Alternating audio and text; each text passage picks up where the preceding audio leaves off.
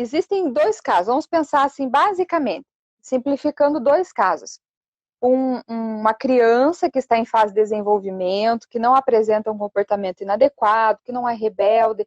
Então, os pais têm a preocupação de quê? De construir a formação desse filho. E ele vai usar o quê? O diálogo. Vamos Uhum. pensar em outro extremo. Um filho já adolescente, que já deu indícios de rebeldia, que não quer obedecer, não quer conversar, não quer papo com pai e com mãe. E aí, como é que eu crio pontes com esses filhos? A ideia aqui é criar pontes. Então, assim, para o filho menor, você pode utilizar, esse é um dos recursos, né? Você vai utilizar a contação de história. Mas veja, nós estamos falando de uma educação intencional.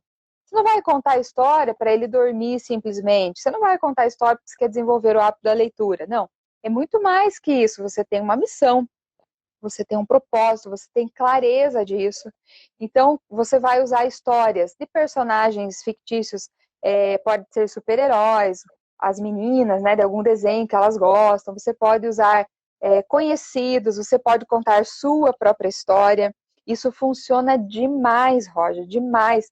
Os pais não sabem o poder dessa ferramenta da contação de história. Então, por exemplo, só para você ver como que funciona, né? Eu tenho lembranças de histórias que a minha mãe contava da vida dela, da infância dela, do Natal dela. Um Natal lá que ela teve uma punição porque desobedeceu aos pais uma vez. Tem histórias dela com o irmão dela, do pai, sabe? Gente, é tanta história e isso enriquece, isso conecta.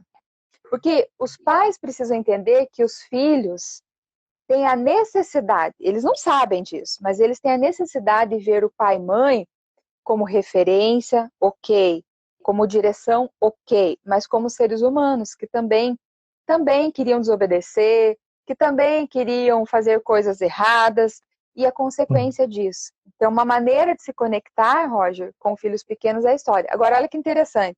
A mesma ferramenta pode ser aplicada para os filhos adolescentes.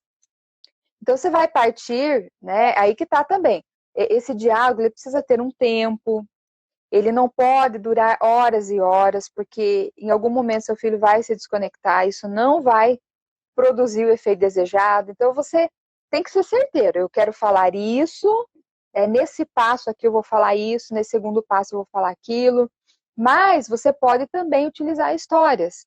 Aí já para os adolescentes já funcionam histórias mais reais. O que Uhum. aconteceu com você? Eu fico pasma, Roger, quando conversava com alguns alunos adolescentes, eles não tinham a menor ideia da história dos pais.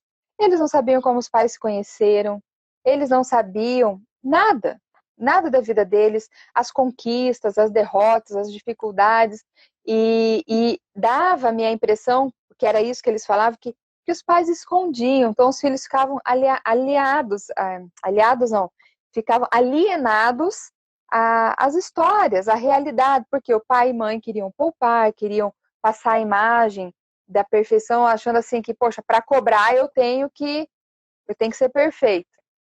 E na verdade não. Então, uma das maneiras de criar pontes, de se conectar, e essa é apenas uma, né, a ferramenta desse módulo, Roger, é a questão da contação de história.